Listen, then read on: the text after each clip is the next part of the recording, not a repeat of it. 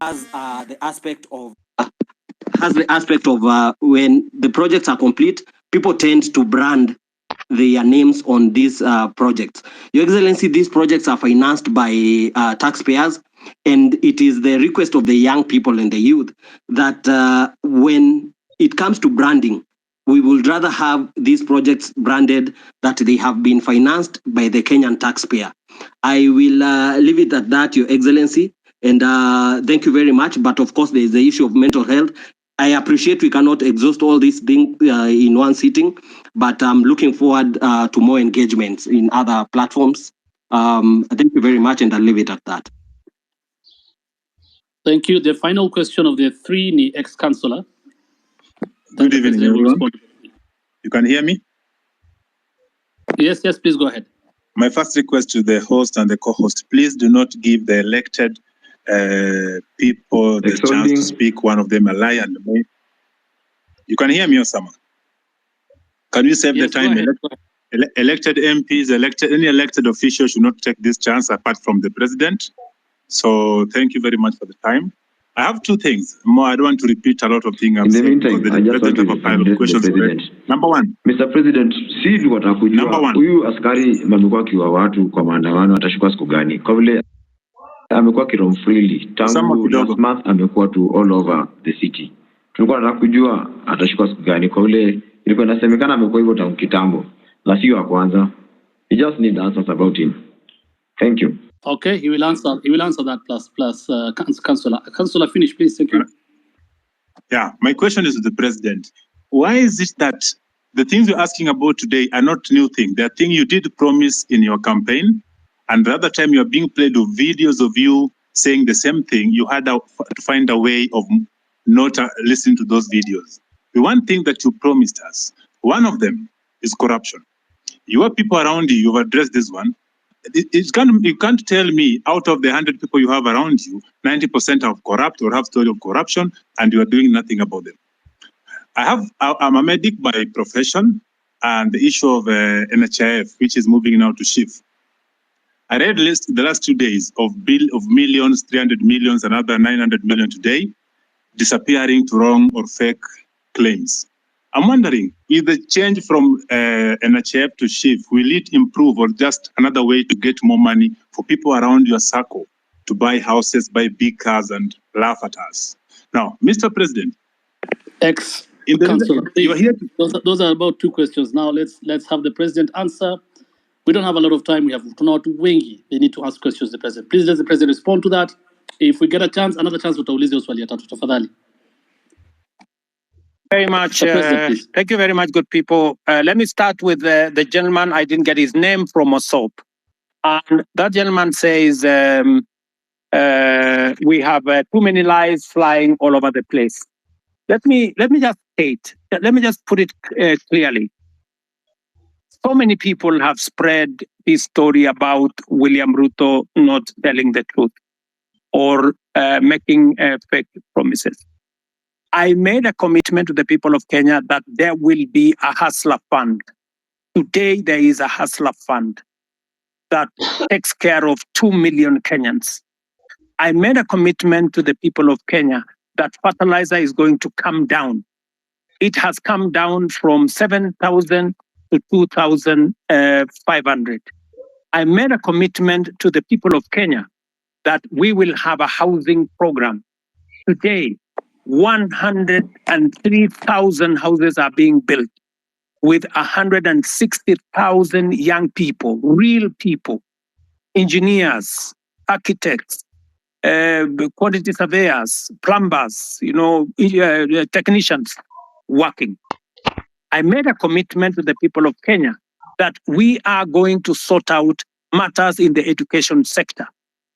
Today, we have hired the highest number of teachers in Kenyan history in one time, 56,000 teachers. I made a commitment that I am going to sort out the mess that was in our universities. Today, ask any vice chancellor. With our new funding model, we have sorted out the challenge that was there in our universities. Today, lecturers are being paid. No university today is about to close down. When I came into office, most universities were teetering on being closed because of debts. I made a commitment to the people of Kenya that I am going to implement universal health coverage. Today, as I talk to you, we have 100,000 community health promoters in every village in Kenya that I pay, that I have equipped to begin the journey towards universal health coverage. As I talk to you today, there are 4 pieces of legislation that we have implemented, that we have enacted to actualize universal health coverage. I can go on, and I can tell you, every commitment that I made, I said I am going to appoint the judges that were not there. I did. I said I'm going to operationalize the fund for the police, independent police. I did. I said I am going to enhance the budget of the judiciary. I did. You know, when people want to conveniently say a few things that propagate a certain narrative, it is easy. But let me leave that there. Let me go back to your the Mosop Kurgung story. I want to tell you, my good brother, we have stalled roads in Kenya. In fact, the budget, the debt we have on roads is 910 billion. Because we rolled out a program that we didn't have money to do. It is what is troubling me now. It is why many people are asking me, why are you outside the country? I went to China, for example, and I got 40 billion shillings to do at least 8 roads that were stalled. I have come back from the US, and we have had a consultation, and we are getting money to be able to roll out some of our roads, courtesy of concessional funding from the World Bank. I have had conversations with the president of Germany, and they are giving us money under the same program for us to be able to meet some of our programs. I want to tell my good friend from Osop that we are focused on these areas. These roads did not stall yesterday. These roads have stalled for a while. We are figuring out how to make sure that we deal with that situation. And my apologies that maybe the minister did not keep his word, and I'm going to remind him. Let me do the following. On fertilizer, I want to agree with you on this subject of fertilizer first. Let me say this. Fertilizer has made a very big difference in Kenya. Because of our program on fertilizer, we have managed to increase our food productivity. For example, on maize alone, from 44 million bags to 67 million bags last year. This year, we are going to pay the highest bonus ever in Kenyan history for our tea. In fact, our tea production, because of the support we gave KTDA, has increased from last year. It was 180 billion shillings that we collected from our tea. This year, it's going up to 210 billion. On coffee, the average payment of coffee last year was in the region of 70-80. As I talk to you now, because we supported our tea farmers, the average payment for our coffee is in the region of between 100, 120, in some very good cases, 129 shillings per kilo. The whole array of what we have done with fertilizer is phenomenal. And therefore, I understand when somebody like my friend from Morsop gets annoyed when there are people who want to sabotage a program that is making a very big difference in Kenya. And that is the reason why I didn't delay 1 minute. When this issue of fake fertilizer came into the public, all the officials that were involved in it at the National Cereals and Produce Board were charged. When the minister is when there is evidence gathered enough for the minister to be held to account, I want to promise you that I will fire him, and any other minister for that matter, if there is sufficient evidence to hold anybody accountable. arrogance. I agree with you that not everybody understands communication. Let me tell you, my good friend from Mosop, the day you become a public speaker, you will know how easy it is to make a mistake in the public. Sometimes you say things that you did not mean, but it comes out very badly. So whether it is the member of parliament for Molo, the member for parliament for Molo is a young man. I can tell you that young man is doing his very best. In fact, when I made him the chair of finance committee, many people told me he was too young. I shouldn't have made him. But I wanted to test also young people. And I wanted to mentor young people. And I want to say, he has made mistakes. But I want to tell you that young man is bright. He has a bright future. He made mistakes. I will apologize for him. Maybe he said what he shouldn't have said. But they are among the young people I am mentoring so that they can become leaders tomorrow. Same case with my friend Kimani Ichung'wah. In fact, after he made that statement in, I think it was maybe in Baringo or somewhere, I called him. I told him, look, this is not how to engage the public. If you follow the next day, he had managed to correct his statement. And he had done, an about turn of some sort. Because let me tell you, my good friend from Mosop, I have also one duty as a leader in Kenya. I have a duty to mentor other leaders. They will make mistakes. They will demonstrate, maybe some arrogance, maybe either inadvertently or in whatever manner. But partly, it's because of inexperience, partly because of not a fair understanding of things. But I sometimes will want to take responsibility because these are members of my team, and I will correct them. Let me also say about what you said about the Finland story in Eldoret. It is really unfortunate that people sold property, land, livestock for their children to go to Finland. I wish I could go to court and tell the court to jail these people. Unfortunately, there's something called rule of law. There's something called due process. If these people had not been arrested, if nothing had not been done about it, then I would think that there would be a matter. But these are people who have been arrested. They are, as I talk to you, presently in court. They are being taken through due process. And I am very confident that if they are guilty, the law is going to deal with them. Let me go to Saruni, Pakili. You said about the 1.5. It is true. There was a proposal of 3%. The public told us that we do not want a levy. If you want, collect a tax, reduce it to 1.5. So both reduction to 1.5 and changing to a tax was actually coming from public participation. This is what the public said.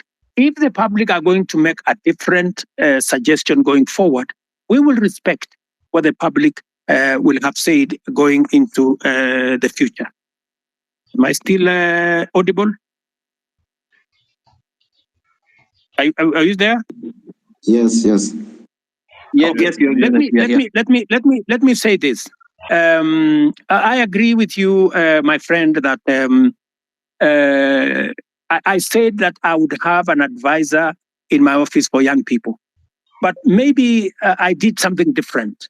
I gave many young people. If you go to parliament, if you look at the leader of Senate, if you look at the leader of many committees in parliament, I made young people. If you look at my deputy controller of State House, these are young people. I decided to have more more principal secretaries. If you look at the profile of my principal secretaries, you have people in their 30s, many of them serving in substantive positions. In fact, many people were asking me whether these girls, some of them look like they are, or these boys, whether they can be principal secretaries. And I am very proud of them. They are doing a wonderful job. But that is something I will consider, Saruni, that as a way of keeping a promise, I think that is something I need to consider. And thank you very much for your feedback. Let me also say on the matter of the law that is bringing problems to 6,000 diploma law students who, because of a law in 2014, I will take it up with the AG. Ordinarily, professional organizations like the legal fraternity are normally regulated by professional bodies like the LSK and all the others. If we get a recommendation from the LSK to the Attorney General, I will be able to facilitate and make sure that we don't enfranchise 6,000 people in Kenya who have undergone training and who need to practice law in the way they want to do. I agree with you that there has been a problem with the Kenya Youth Council. We need to deal with it. And I have told Ababu Namwamba, my minister for young people, to look at whether we have the right forum. The problem with the Youth Council, it has always looked like it is a government agency. We want to make sure that it doesn't look like a government corporation or a government agency. We want it to be a young people's organization in a way that government influence and government intervention is limited so that the young people can speak for themselves. I would welcome ideas, Saruni, from university leadership on how we can make the Youth Council better, more democratic, and more representative of the young people. I couldn't agree with you more on this branding issue. I see faces of people all over the place on government projects that have been done. And I think it is made to look like they did it with their own money. I agree with you that this branding, if it costs public money, it should stop. And it is feedback that I am going to take in to see to it that no public money is used to paint people's photos on government projects. Let me answer ex-councillor. I'm told he's ex-councillor, but he's also a doctor. This is good. I didn't know that an ex-councillor, a doctor can be an ex-councillor, but that is good. He has asked me about the NHIF and the transition to shift.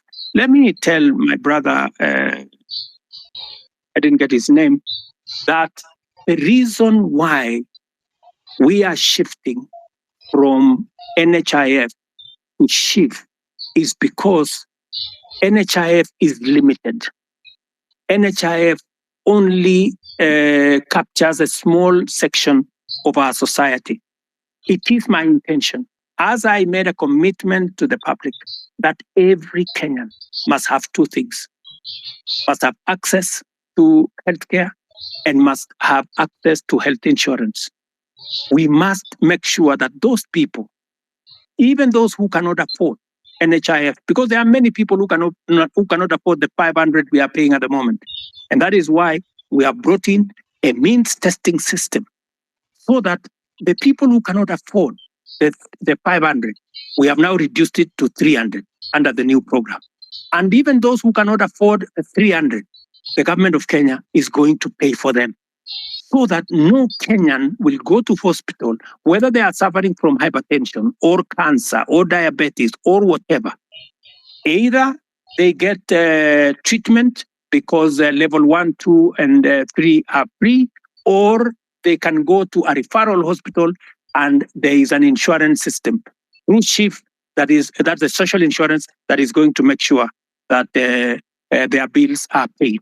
So, and let me tell you, one very important addition to this program is the digital health platform. The biggest problem we have had in NHIF is the digitization process.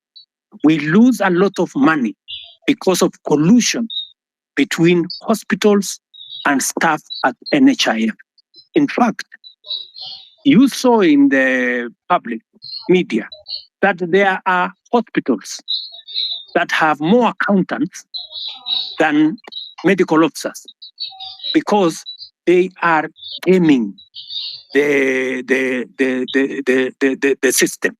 We have now standardized all tariffs There is no way you can be treated by malaria in one hospital and you pay 1,000, and treated for malaria in another hospital and pay 100. We have standardized, whether it is public, whether it is private hospital, we have now standardized treatment. That is what happens world over in countries that understand how to manage matters health. So this is a comprehensive program. It is one program that will change the face of Kenya.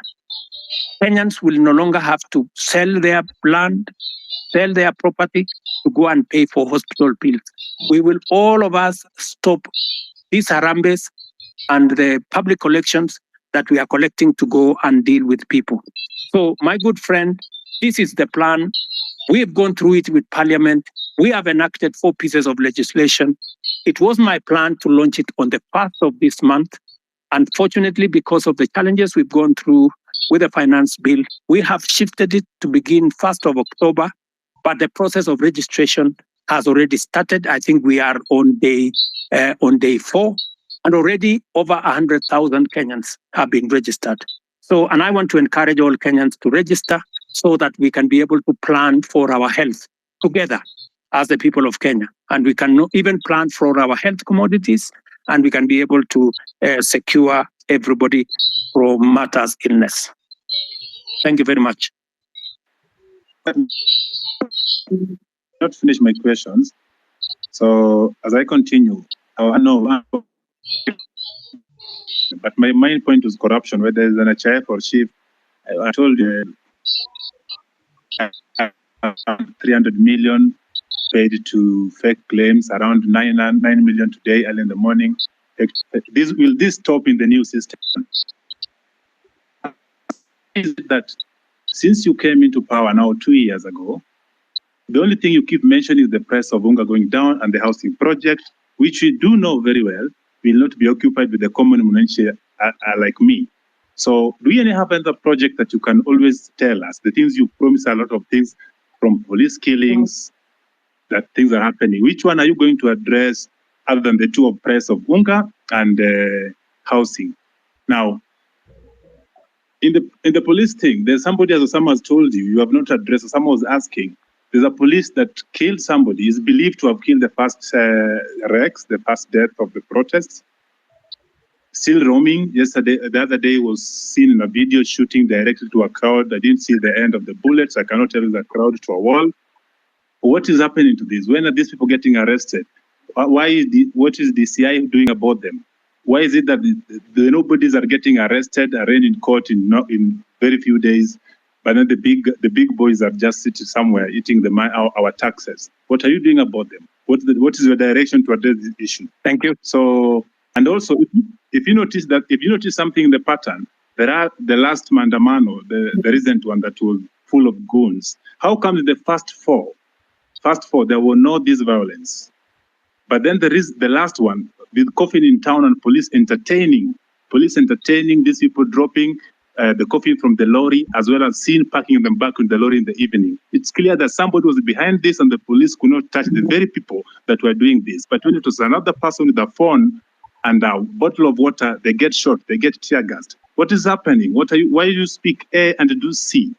What instruction are you giving to the police? Yesterday I saw that you are praising the police for having done a good job professionally. Well, people died. What are we praising here? What Kenya are we looking at? So can we just match the word with the action? We've been talking too much. We see on TV every day. We're on space. When are we getting to see action? Let me give space for other people. Thank you.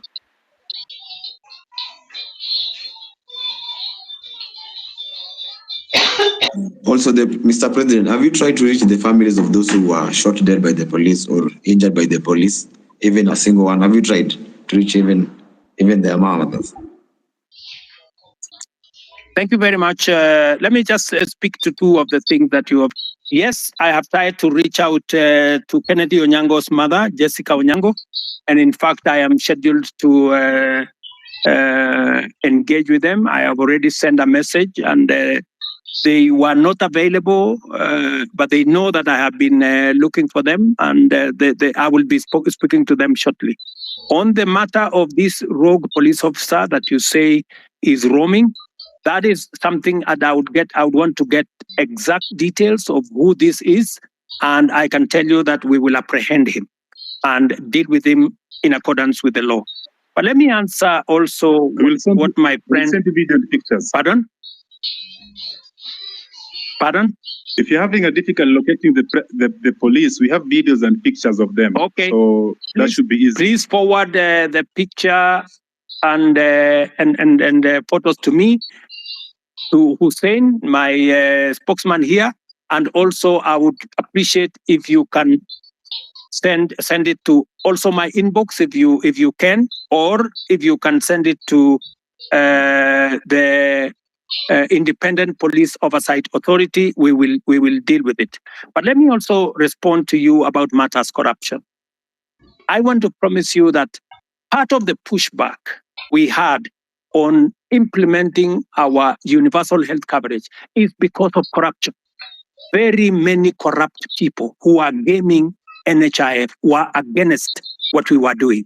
That is why they went to every court available, trying to sabotage this program, because they know that they will be out of business once we roll out this program, because there will be no room for them to hide. It is also the reason why, my good friend, I am digitizing government services, because I want to reduce the interaction between Kenyans and officers who sometimes ask for bribes left, right, and center. I want Kenyans to access public service from the comfort of their offices or their phones or their homes. But let me speak to the subject of corruption in that matter. Number one, we will operate a digital system through and through, whether it is with KEMSA, we are digitizing KEMSA, we are digitizing commodity distribution, we are digitizing matters to do with the all health hospitals. In fact, the program that is going on now, we have grouped hospitals into PCNs, where we are grouping a number of hospitals into one PCN in every sub-county, so that we can identify where these hospitals are, and we are working with the counties. I know you have said that the only thing I talk about is unga and housing. Let me also tell you, the whole housing plan is not just about houses, my brother. It is about real people, real jobs. Jobs in our industries that manufacture cement, jobs in our industries that manufacture steel, jobs in our industries that manufacture clinker, jobs, engineers, architects, accountants, HR managers, and many people who are working in that ecosystem. And beyond that, let me also tell you, my manifesto is a 5-year manifesto. What you are what I am doing now is a cut. There will be an exam in 5 years, and I will tell you, when I do the exam in 5 years, you will see the results. Number two, beyond what I am doing on the space of jobs around housing, I am actively doing a big program on digital jobs. I was in Ruto the other day, launching with CCI a digital hub that is hiring, as I talk to you today, 5,000 Kenyans in Ruto. I challenge you, you can go to Ruto tomorrow to CCI, you will find them working. And they are not the only ones. We have 140,000 Kenyans today who are working in different parts of Kenya, in TVETs, in ICT hubs, who are not working before I came to office. Today they are working because I have a very clear plan on digital jobs. When I talked in my manifesto about digital superhighway, it was not a write-up. It was not an essay. It was something that I intended to implement. As I talk to you, we are rolling out fiber optic using our power lines across Kenya. And in this year's budget, I had set money to work with the constituencies, with members of parliament, to make sure that there is an ICT hub in every ward in Kenya, where young people in ordinary places in every ward can have access to the internet, to computers, and to make sure that these young people are trained and they can have access to a digital platform where they can work. As I talk to you, listen to me carefully, 149 to be exact, 1,000 young people who you can contact today are monetizing their talent on the digital platform, working under the program that I have set up. So it is not just housing. It is not digital jobs only. Let me also tell you, today, because of the program that I have rolled out on matters to do with export of our labor, as I talk to you, last year, 120,000 Kenyans went to work abroad in different countries. I've had a good sister there say, what is the president doing in Germany? What was the president doing in America? I want to explain to her simply, what was the president doing in France? We are signing 19 new bilateral labor agreements that will give an opportunity for Kenyans who want to work abroad, an opportunity to export their talent. I'm talking about engineers. I'm talking about accountants. I'm talking about HR managers. I'm talking about workers in different fields who want to go abroad. And I have now begun the process of professionalizing over the last 2 years that whole ecosystem of labor and the export of labor out of Kenya. That is why we are seeing an increment, not just in jobs, domestic workers, I don't know, drivers, I don't know what. The reason why we are negotiating new bilateral agreements is that we want to go beyond those workers at that level.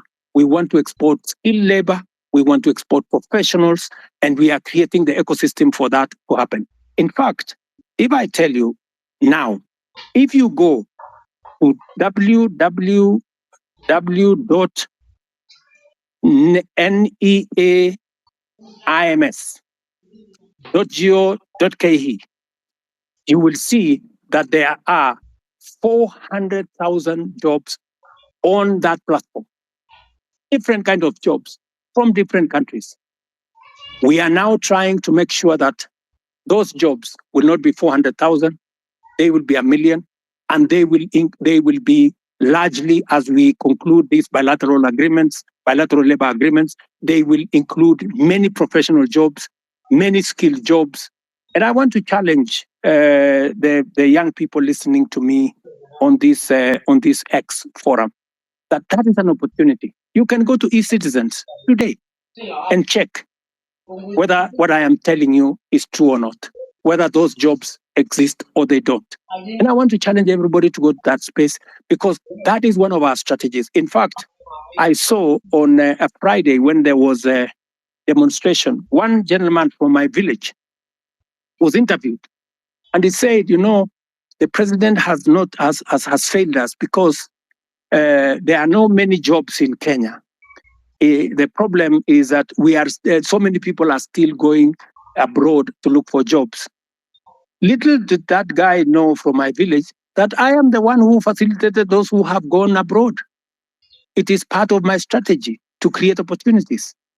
Let me finish by saying, in this year's budget, the whole trajectory was about manufacturing. How do you create local jobs, my friend? The days when we just used to say, we are going to grow the economy and the economy is going to create jobs, that is gone. We have to be deliberate. Housing, I know how many jobs I'm going to create in housing. Digital jobs, I know how many jobs I'm going to create. Export of labor, I know how many jobs I'm going to create. Now, what I had done in this year's budget is to put a mechanism where we promote our own manufacturing, local manufacturing, using local materials, hiring local labor and local professionals, and creating local wealth. There is absolutely absolutely no way we are going to grow jobs in Kenya by making Kenya a supermarket for other countries, by making Kenya an importer of everything.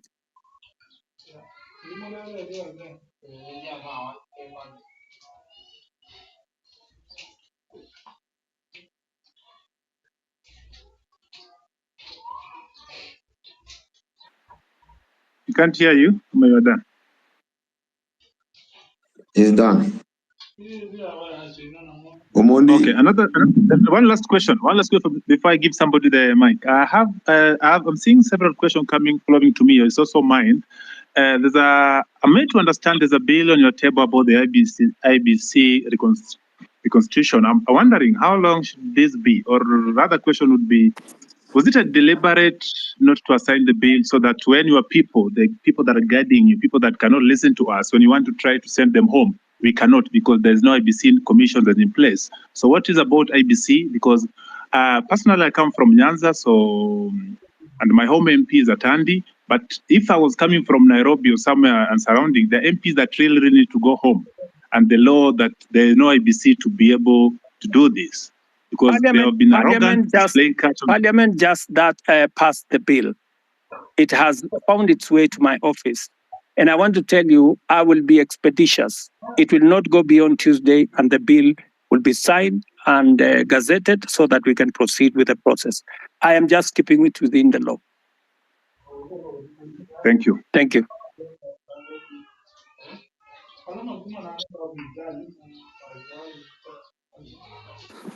Okay, thank you, Mr. President. I think we can get another. I'm having issues with my phone. I don't know why. So let's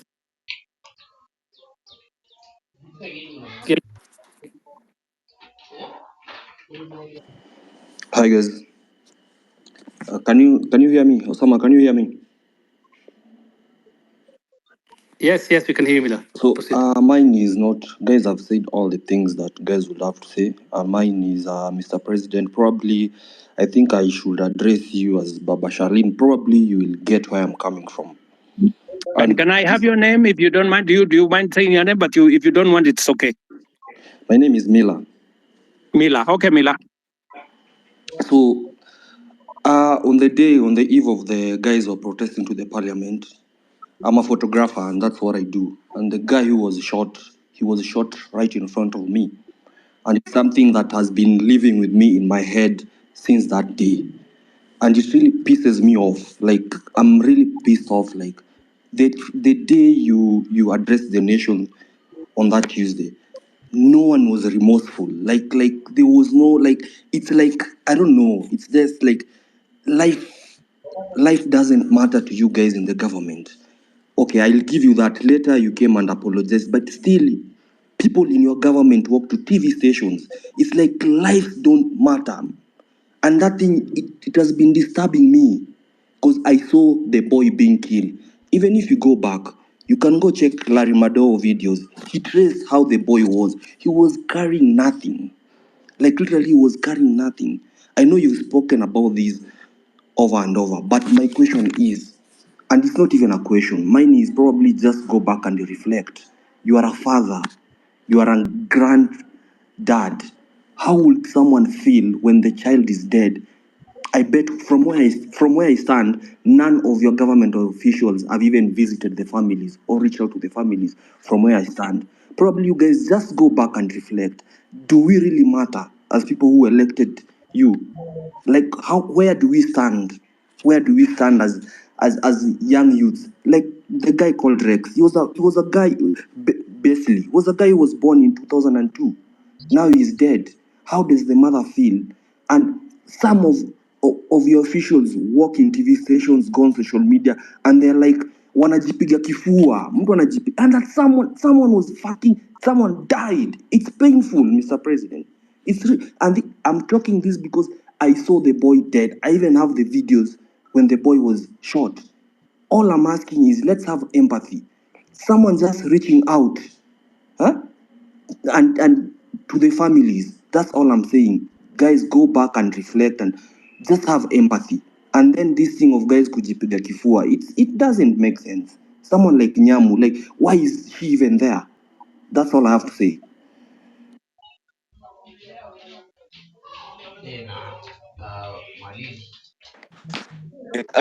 Kuongea manzi. Sijui mtanipenda. Ndio ni mvibaya sana. Yeah, speak. So kitu ya kwanza mi sijui kizungu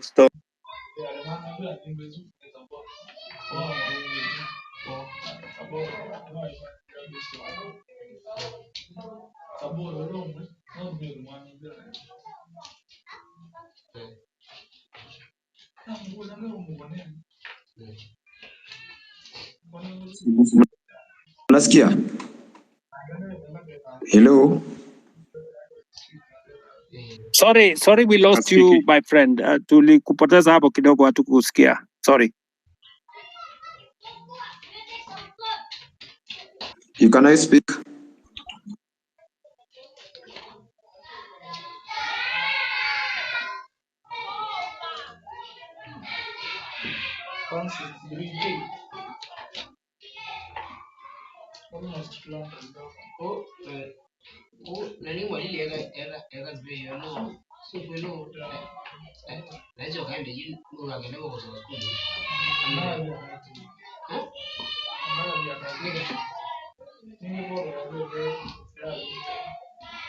Sorry, good people. I don't know whether are we still online? I don't know whether.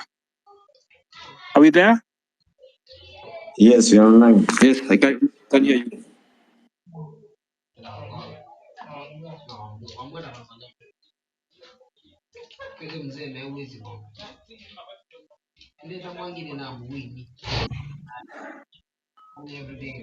Can we go on?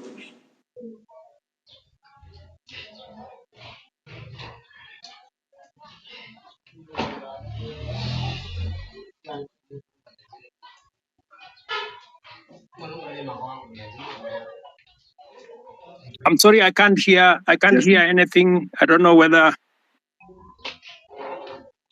Are we on? Yes. Yes, you're on. I think there's nobody asking question. Perhaps I ask as we get out on the board. Maybe I'm talking too much or asking too much. Forgive me for that, but nobody's speaking. Another question is not another question that I've seen people saying or asking you rather to don't reshuffle the cabinets or the CS, moving from the one ministry to the other. You've seen that one before. What you're seeing is just transferring competence in one field to another department or another ministry. Please get new faces. You have a lot of people around you. You have brains behind you. When I was growing up, when I was young, at the time of Kibaki, I used to associate being a minister with some smart people, and you are one of those people in your spot back then. Suddenly, this day, you have people. The best they can deliver is just abuses and too much, too mouthy. Can you just bring us new people that are going to work? As recent as yesterday or 2 days ago, one of your peers came out to tell us that the money we've been contributing for the injured and those we lost in this struggle was waived by Kenyatta National Hospital and other public hospitals. She came late. The person that was in charge has been doing an excellent job. Hanifa keeps everything better than the government. Every detail of spend, telling us ABC has done by her. That give us transparency, not these other people that just keep saying it. Okay, let me. Mila made a very passionate and I think correct analysis of what happened, especially of Kennedy, who died in Rongai, and I believe that he is right. You know that's really a very regrettable situation, and I apologize on behalf of every official who should have done something about that situation.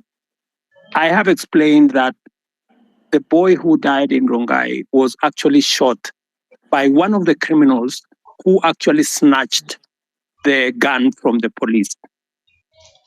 That criminal was, however, shot by the police, because if the police did not shoot him, then he would have caused more deaths of more Kenyans, because these are reckless people. Sometimes some of those people are not even in their correct level of senses, and therefore it is regrettable. And I agree with you. It is really unfortunate that you watched an incident that's going possibly to affect your life for a long time. Sorry about that. And I know you have made reference to me as a father, which is true. I have 4 Gen Zs in my home, and I promise you, they take me to task, on some of these things, and I have to do a lot of explaining some of the time. And that's just the same way I'm explaining to you guys here. I agree that some of our officials are arrogant. Some of them, speak out of turn, and then some of them display, obnoxious opulence, if I may say that, which does not just anger the public. Sometimes I call in some of those people and I give them a piece of my mind, because even Nyamu, I have had occasion to sit her down, and tell her, I mean, she needs to change what she's doing. And when you are in my position, you are also a father figure. Some of these young people, they get excited about many things, and sometimes they do the wrong things. And I want to tell you that I know somebody here mentioned Karen Nyamu. Karen Nyamu is a girl I've had to sit her down sometimes and tell her, look, she needs to do things differently. So I agree with you that, but I have also undertaken, I have said, I know what is cutting, I know what's going on, and I have promised that I will be making changes. I know you have said that I should not make changes. I should clean the slate clean. But you see, you don't have the job I have, and there are many things that I have to do to be able to get things done. And it's quite something. But I have had you, and I have had the many Kenyans who have talked on this platform, and I'm very happy that we are having this conversation on X.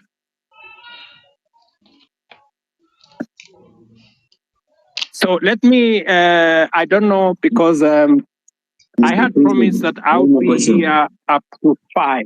I think it is now 5:15.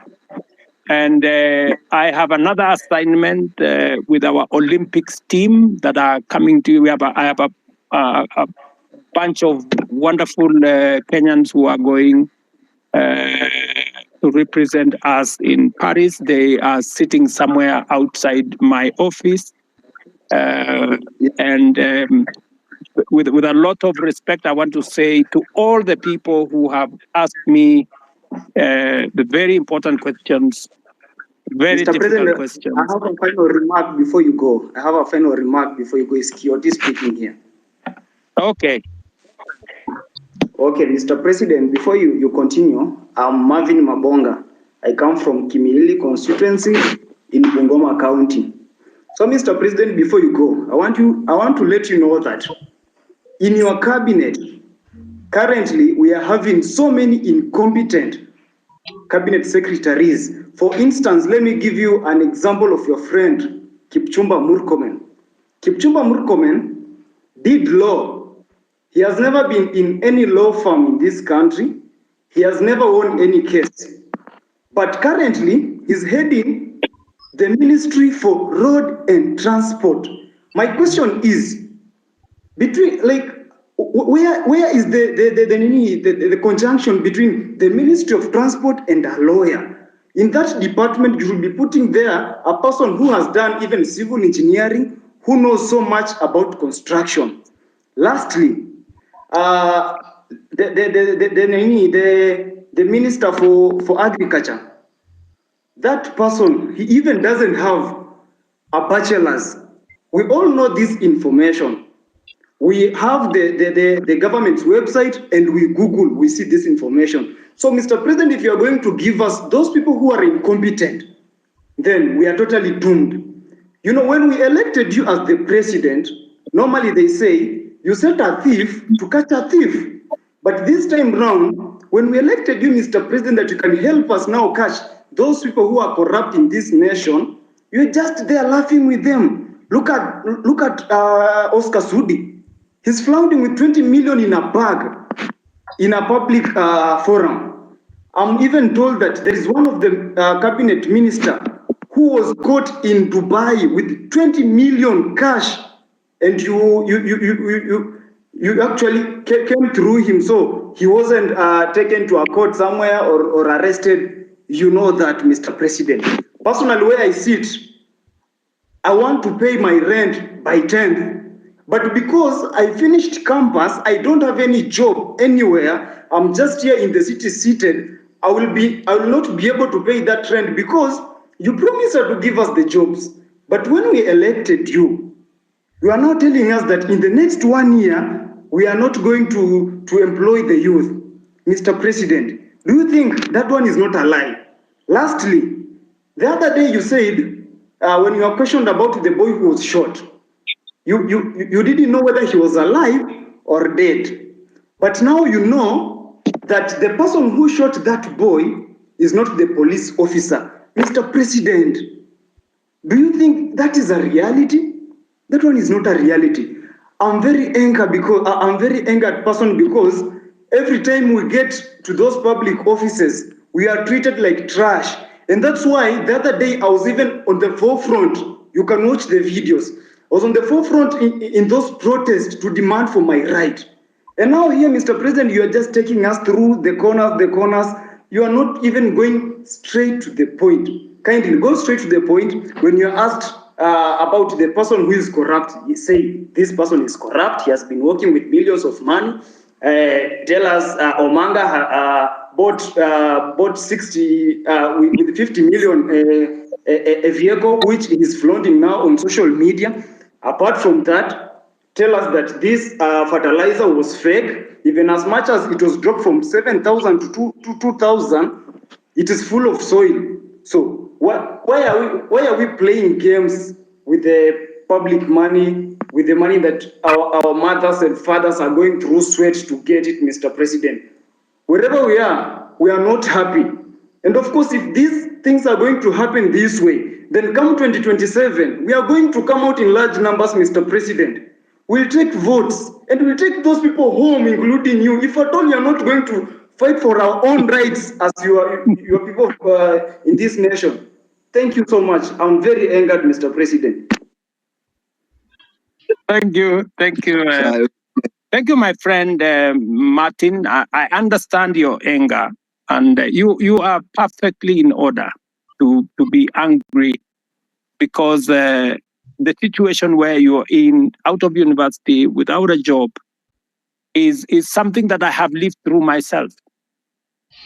In fact, when I finished university, I did not get a job until I was elected as a member of parliament. But that's not for another day. But let me tell Martin that next week, for example, as part of our housing program, just hold on. As part of our housing program, we will be hiring 3,600 professionals like yourself. I want to challenge you, Martin. There will be an advertisement next week for engineers, architects, quantity surveyors, and many in the construction field, because we are looking for people who are going to work with our professional firms in our housing program. Let me also tell you, Martin, that we need to separate the issues that are correct and the issues that are fake news. the issue of some minister being found in Dubai, I don't know, last week with $200 million or something is fake news. That is not true. On matters to do with people you have mentioned were in different areas. Today, I am here as a scientist, right? And many other people are doing many things from fields they did not necessarily train in. Because at a certain level, it is a management issue. It is a leadership issue. It is an issue about leading an organization. So I have heard you on some of the incompetent people you have said, some of the corrupt people you have said. I have listened to you. But let me say this to the public. Of the fertilizer that we supply to the Kenyan public, almost 6 million bags, 20,000 bags were the ones with a challenge. We isolated the 20,000 bags. It is not even 1% of the fertilizer that we supplied to the Kenyan public. I do not want an impression to be created as though the fertilizer we supply to the people of Kenya in millions had any challenge. And when we detected a problem with the 20,000, we not only recalled the ones that had not been sold, but we made sure that our nini is on Google Map. I made sure that any farmer who had used fertilizer that was not correct was compensated. They were given an extra bag of fertilizer for them so that they don't end up in losses. I have heard you, Martin, as I have heard all the good people here. But let me say this in closing. This feedback is very close, but Kindly, can I also have an opportunity to speak, Mr. President, before you finish? Acha kwanza niongee wewe Janet. If you can be Kitu ya kwanza if you can be brief, so that yeah, I am brief. I am talking in Kiswahili ndio uelewe haraka haraka. Ndio. Kitu ya kwanza Order guys.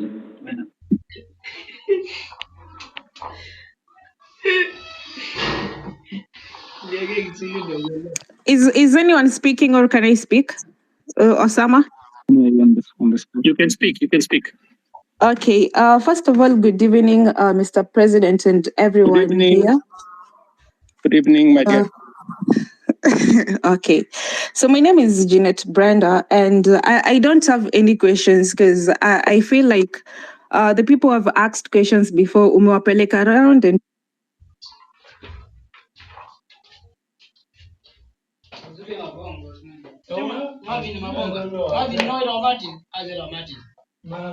Okay, sorry.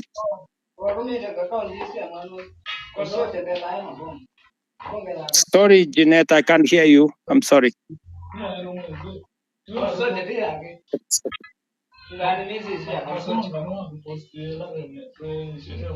You're on mute, Jeanette. Maybe we'll get one more, then the president closes. There was one more person who really wanted to speak. Now, if I may, you go ahead, please. Yeah. So good evening, and thank you, Mr. President, for agreeing to come to address the nation here on space. So I have two questions I'm going to ask really quick because of time. The first question is that, Mr. President, the rules of carbon credit were being developed by the Ministry of Environment, but as youth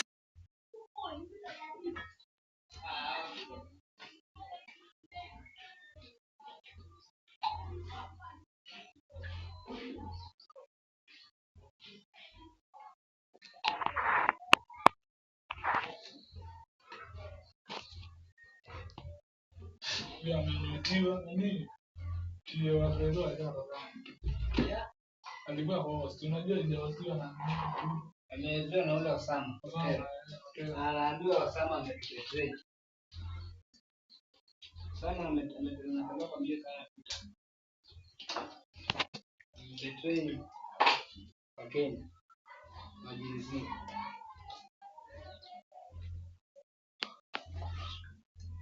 Ndio ninaona yale ndio ninaona.